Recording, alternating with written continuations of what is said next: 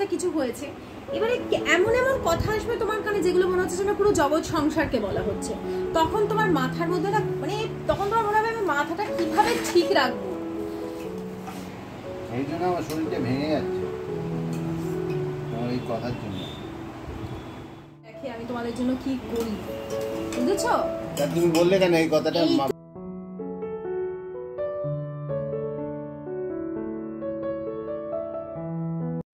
Good morning বন্ধুরা, সকলকে অনেক স্বাগত জানাচ্ছি আমার চ্যানেলে আরও একবার। আশা করছি সকলে খুব ভালো আছো, আর আমিও বেশ আছি। এখন বাজে সকাল 8:05।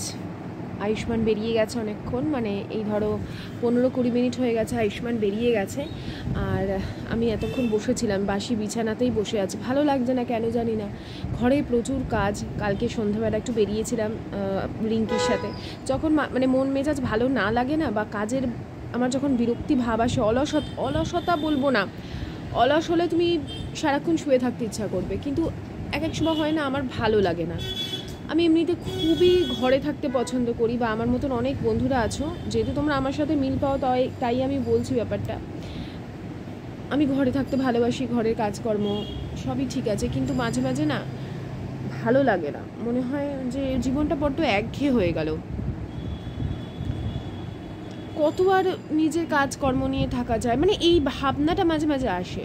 আবার নিজেকে আমাকে মোটিভেট করতে হয়, কারণ এই জিনিসটা যদি আমি কন্টিনিউ চেপে চেপে রাখি, বা আমরা রাখি, তাহলে আমরা থাকতে পারবো না। তখন নানান রকম বাইরের উপদ্রব এসে না তোমার মাথায় ঢুকবে, আর তোমার জীবনে অশান্তি আসতে শুরু করবে। বলে না যে এই ফের ওই ফের, এই গ্রহের দোষ ওই গ্রহের দোষ, ব্যাপারটা তা নয়। এগুলো আমাদের থিঙ্কিং প্রসেসের জন্যই আমাদের জীবনে একটার পর একটা সমস্যা আসে।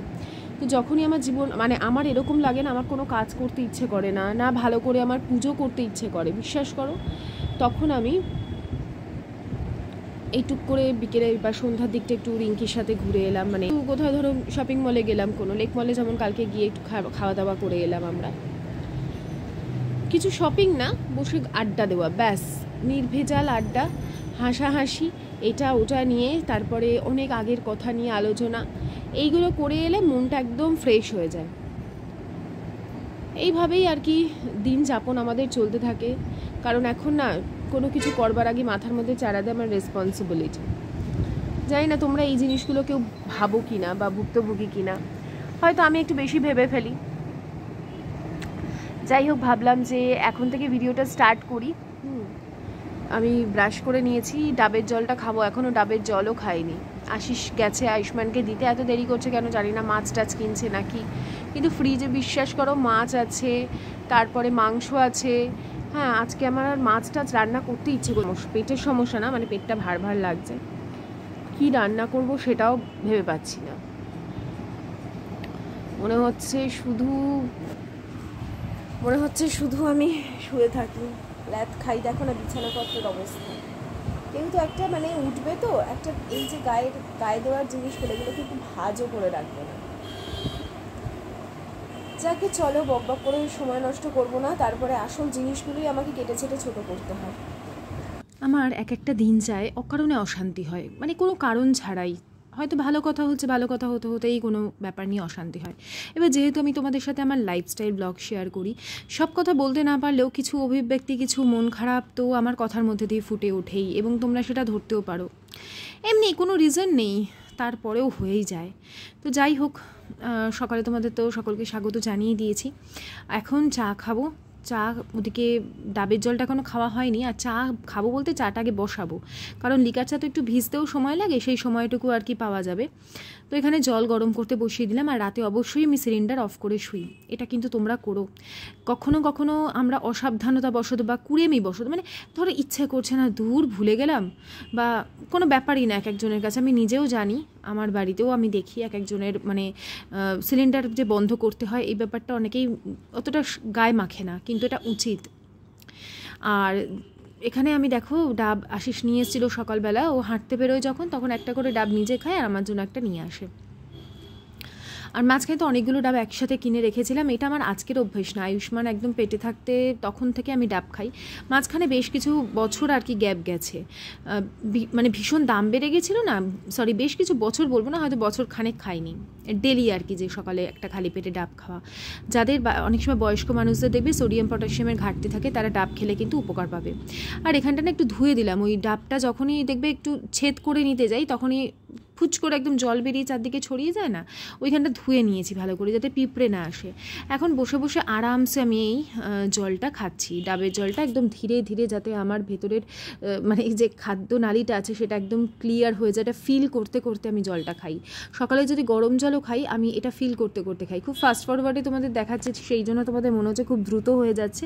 যদি সত্যি জীবনটা এত ফাস্ট, মানে কাজগুলো এত ফাস্ট ফরওয়ার্ডে করতে পারতাম খুব ভালো হতো। তো ওদিকে চা ভিজছে, যতক্ষণ পারি আর কি ভেজাচ্ছি, এদিকে জলের বোতলগুলো সমস্ত ধুয়ে রেখে দিলাম। তারপর এক এক করে সব জলের বোতলগুলো ভরে রেখে দিই। আসলে কি বলো তো, অবশ্যই আমরা কিন্তু গ্লাসে জল খাই, বোতল ধরে একদম ঢকঢক করে জল খাই না। কিন্তু কি হয়, বোতলে ভরা থাকলে সবাই জলটা নিয়ে খাবে, ওই গ্লাস নিয়ে আসবে, এসে জল ভরবে, জলটা খেতেই চায় না। বোতলটা নিয়ে হাতে দিয়ে দিলাম, গ্লাসে ঢেলে ঢেলেই জল খায়। এবার কখনো ইচ্ছে হলে বোতল থেকে একদম চুমুক মেনে নিল, সেটা আলাদা ব্যাপার। ওই জন্যই ছোটো ছোটো বোতলগুলো রেখে দিই, কোল্ড ড্রিঙ্কসের বোতলগুলো। খুব বেশি দিন যায় না কিন্তু এগুলো, হয়তো খুব বেশি হলে মাসখানেকও যায় না, ফেলে দিতে হয়। এগুলো তো অ্যাকচুয়ালি ইউজ অ্যান্ড থ্রো। তো চাটা অনেকক্ষণ ভিজে গেছে। আর সত্যি বলতে কি জানো তো, ইদানিং কেন বেশ কিছু মাস হয়ে গেছে আমি না একদম মানে অন্যায় দেখলে চুপ থাকতে পারি না, জানি না কেন। আগে চুপ করে যেতাম, ভেতরে ভেতরে গুমরাতাম।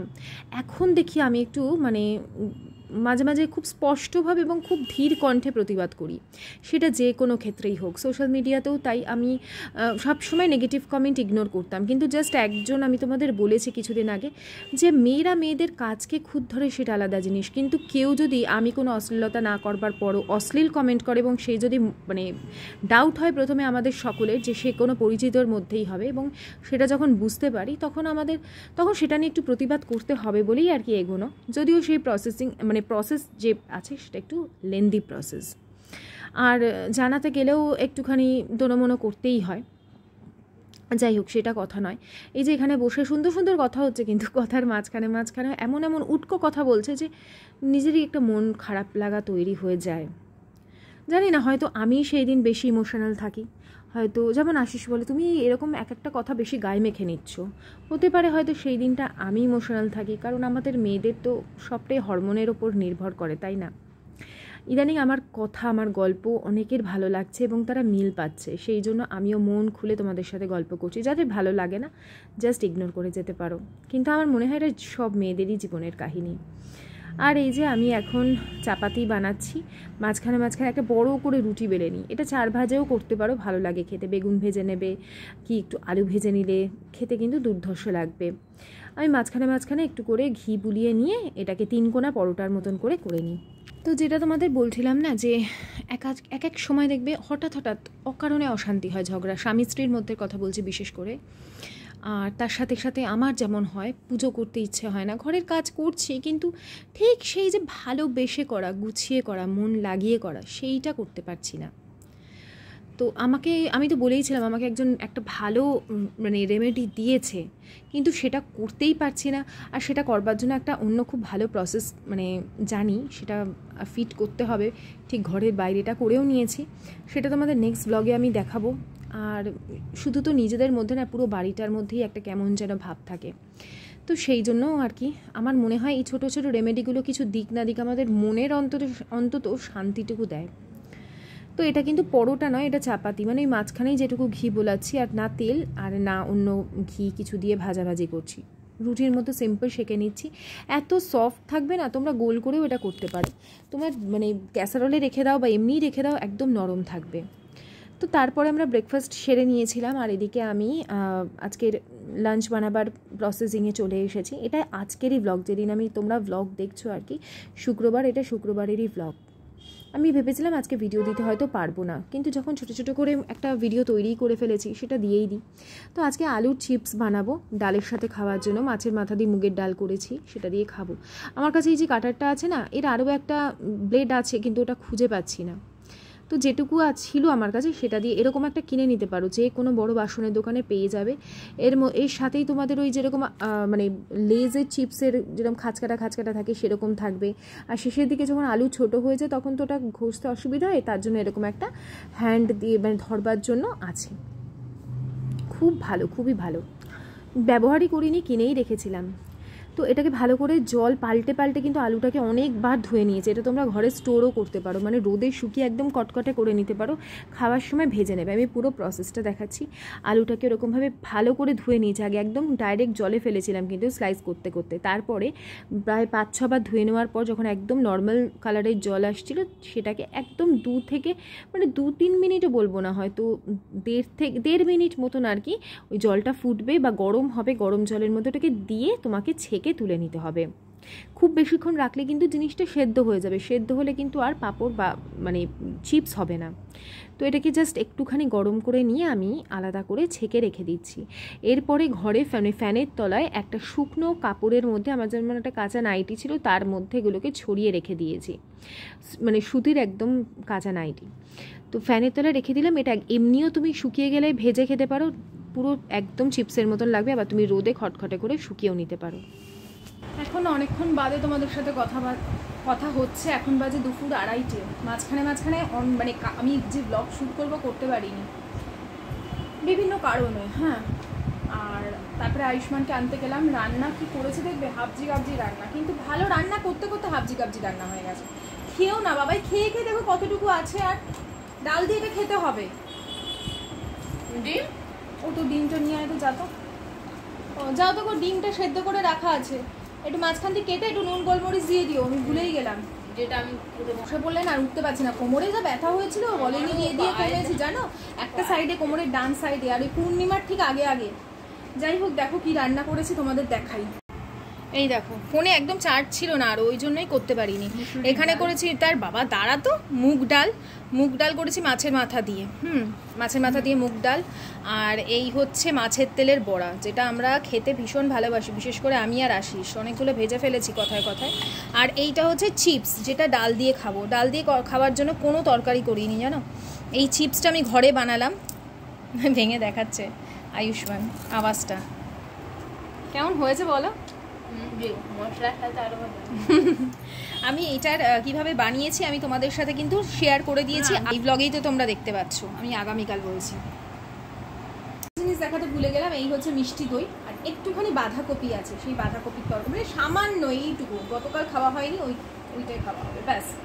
তরকারি ছিল, সবজিপাতি ছিল, করলে করা যেত। তো এই হচ্ছে ব্যাপার, আপাতত এইটুকু দিয়েই খাওয়া দাওয়ার সারি।